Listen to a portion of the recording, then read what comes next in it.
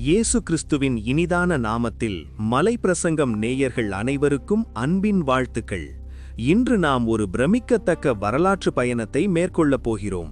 பழைய ஏற்பாட்டில் சொல்லப்பட்டுள்ள மிகவும் பிரசித்தி பெற்ற பாபேல் கோபுரம் பற்றியும், அந்த பிரம்மாண்டமான கோபுரம் எப்படி தரைமட்டமானது என்பது பற்றியும், வேட்டையாடுவதில் பராக்கிரமசாலியாக திகழ்ந்த நிம்ரோத் எனும் மன்னன் குறித்தும் இந்த பதிவில் மிக விரிவாக பார்க்கப் போகிறோம்.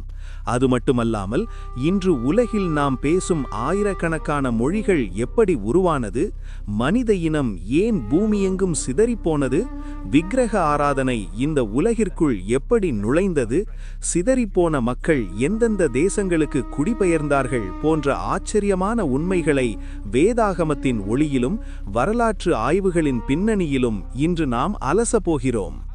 இந்த ஆழமான தேடலுக்குள் செல்லும் முன் நம்முடைய மலைப்பிரசங்கம் சேனலை சப்ஸ்கிரைப் செய்து பெல் ஐகானை தட்டி வைத்துக் கொள்ளுங்கள். நோவாவின் காலத்தில் ஏற்பட்ட மகா ஜலப்பிரளயத்திற்கு பின்பு உலகம் மெல்ல மெல்ல மீண்டும் உயிர் பெறத் தொடங்கிய காலகட்டம் அது.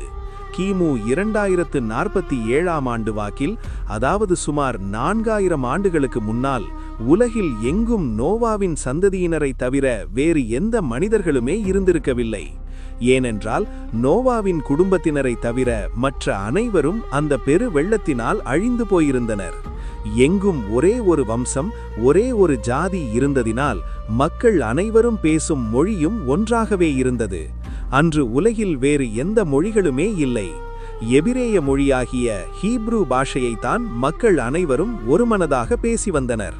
ஒருமுறை சினையார் தேசத்தின் சமவெளியில் மக்கள் பல இடங்களிலிருந்து ஒன்று கூடி வசித்து வந்தனர். காலப்போக்கில் மனிதர்கள் மெய்தேவனை மறந்து தங்கள் சொந்த ஞானத்திலும் செல்வச் செழிப்பிலும் பெருமை கொள்ளத் தொடங்கினார்கள்.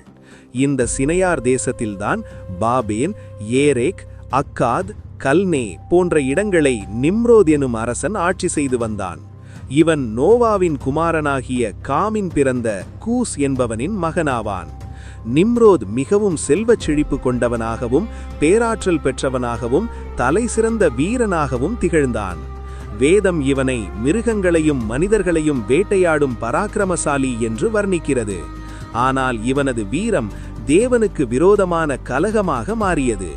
இவன் தன் சேனையை திரட்டி நோவாவின் மற்றொரு குமாரனாகிய சேமின் சந்ததியினர் வாழ்ந்த அசீரிய நாட்டிற்குள் படையெடுத்துச் சென்று அவர்களை கொன்று விரட்டிவிட்டு அந்த தேசத்தை கைப்பற்றி நினிவே எனும் பிரம்மாண்டமான பட்டினத்தை கட்டினான். தேவனுடைய கட்டளைகளை மீறி தேவன் வகுத்து கொடுத்த எல்லைகளை மாற்றி நிம்ரோத் பெரும் கலகம் செய்தான். அது மட்டுமல்லாமல் முழு உலகத்தையும் தன் ஒற்றை ஆதிக்கத்தின் கீழ் கொண்டுவர திட்டமிட்டான். இந்த திட்டத்தை செயல்படுத்த புதிய மதத்தையும் புதிய ஆட்சி முறையையும் உருவாக்கி சினையார் சமவெளியில் பாபேல் எனும் பட்டினத்தை கட்டத் தொடங்கினான். மக்கள் இந்த நிம்ரோத் அரசனை ஒரு கடவுளாகவே கருதி வணங்கினார்கள். இவனது மனைவியின் பெயர் செமிராமிஸ். இவளுக்கு அஸ்தரோத் என்ற பெயரும் உண்டு. அஸ்தரோத் என்றால் கோப்புரங்களை உண்டு பண்ணின பெண் என்று பொருள். இவளுடைய தலையில் கோப்புரம் போன்ற கிரீடம் வைக்கப்பட்டிருக்கும் அளவுக்கு இவள் கர்வத்தின் அடையாளமாக திகழ்ந்தாள். ஒரு நாள் நிம்ரோதும் இவன் மனைவியும் மக்களை ஒன்று கூட்டி, நாம் நம் புகழை உலகம் முழுவதும் நிலைநாட்ட வேண்டும், அதற்காக நாம் ஒரு மாபெரும் செயலை செய்ய வேண்டும் என்று கூறினார்கள். அப்போதுதான் வானத்தை எட்டும் அளவுக்கு ஒரு மிகப்பெரிய கோபுரத்தை கட்டலாம் என்கிற திட்டத்தை அந்த பெண் கூறினாள். நிம்ரோதும் அதை ஏற்றுக்கொண்டான். நான் செல்வச் செழிப்பு கொண்டவன், நானே வல்லவன், இந்த உலகத்தின் ராஜா நான் தான்.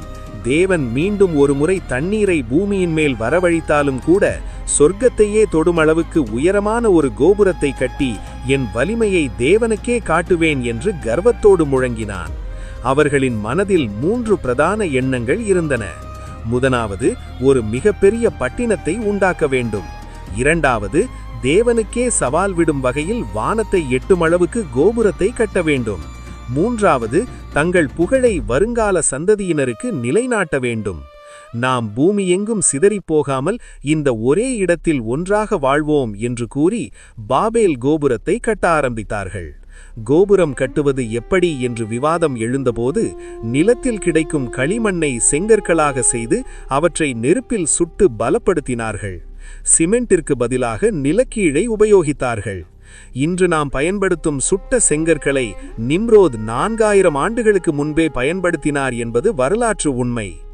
கோபுரம் உயர உயர மனிதனின் கர்வமும் வளர்ந்தது. சரித்திர ஆய்வாளர்களின்படி இந்த கோபுரத்தில் 7 பகுதிகள் இருந்தன. அதன் உச்சியில் பாகல் என்கிற விக்கிரக கடவுளுக்காக ஒரு கோவிலும் கட்டப்பட்டது. அதற்குள் 12 ராசி அடையாளங்கள் வரையப்பட்டிருந்தன. இது மெய் தேவனை விட்டுவிட்டு மாய வித்தைகளையும் விக்கிரகங்களையும் ஆராதிக்கும் இடமாக மாறியது. நிம்ரோத் கோபுரத்தின் உச்சியில் நின்று கொண்டு, பார்த்தீர்களா, பூமியில் நானே ராஜா, இனி எந்த கடவுளும் எங்களை அழிக்க முடியாது என்று கர்வத்தோடு பேசிக் கொண்டிருந்தான். ஆனால் பரலோகத்தில் இருக்கிற தேவன் கீழே இறங்கி வந்து மனிதனின் இந்த வேலையை பார்த்தார். இவர்கள் ஒரே மொழி பேசுவதினால் தங்களால் முடியாதது எதுவுமில்லை என அகங்காரம் கொள்கிறார்கள் என்பதை தேவன் அறிந்தார். அடுத்த நொடியே தேவன் ஒரு மகா பெரிய அதிசயத்தை செய்தார். அவர்கள் பேசி வந்த பாஷைகளை தாறுமாறாக்கினார். திடீரென்று ஒருவன் சொல்வது மற்றவனுக்கு புரியாமல் போனது. ஒருவன் சாந்து கேட்டால் மற்றவன் தண்ணீரை தூக்கி கொண்டு வந்தான். மொழி புரியாததினால் அவர்களுக்குள் கடும் கோபமும் அடிதடி சண்டைகளும் வெடித்தன. பாபேல் கோபுரம் கட்டும் பணி அப்படியே நிறுத்தப்பட்டது. மக்கள் கூட்டம் கூட்டமாக பிரிந்து பூமியின் 4 திசைகளிலும் சிதறிப்போனார்கள். இப்படித்தான் உலகில் பல மொழிகள் தோன்றின. நிம்ரோதின் கர்வமான கனவு கலைந்து போனது. சிறிது காலத்திற்கு பின்பு நிம்ரோத் கொல்லப்பட்டு அகால மரணமடைந்ததாக பாபிலோனிய சரித்திரம் கூறுகிறது. சிதறிப்போன மக்கள் தங்களோடு விக்கிரக ஆராதனையையும் மத சடங்குகளையும் உலகமெங்கும் கொண்டு சென்றார்கள். ஆதியாகமம் 10ஆம் அதிகாரத்தின்படி யாபேத்தின் சந்ததியினர் யூரோப்பிய நாடுகளுக்கும் ரஷ்யாவுக்கும் சென்றனர். காமின் வம்சத்தார் எகிப்து, ஆப்பிரிக்கா மற்றும் பாலஸ்தீன தேசங்களுக்கு சென்றனர். இதில்தான் சீன் என்பவனின் சந்ததியினர் சீனா, ஜப்பான் மற்றும் நமது இந்திய தேசத்திற்குள் வந்ததாக கருதப்படுகிறது. சேமின் சந்ததியினர் அரபு மற்றும் இஸ்ரவேல் நாடுகளை தோற்றுவித்தனர். பாபேல் என்றால் குழப்பம் என்று அர்த்தம். மனிதன் தேவனை மறந்து தன் சுய புகழை தேடும்போது அங்கே குழப்பம் மட்டுமே மிஞ்சும் என்பதற்கு பாபேல் கோபுரமே மிகப்பெரிய சாட்சி. இந்த ஆச்சரியமான வரலாற்று பதிவு உங்கள் அனைவருக்கும் ஆவிக்குரிய பாடத்தை கற்றுத்தந்திருக்கும் என நம்புகிறேன். மீண்டும் ஒரு அற்புதமான செய்தியுடன் உங்களை சந்திக்கிறேன். மலை பிரசங்கம் சேனலோடு தொடர்ந்து இணைந்திருங்கள். கர்த்தர் உங்களை ஆசீர்வதிப்பாராக. ஆமேன்.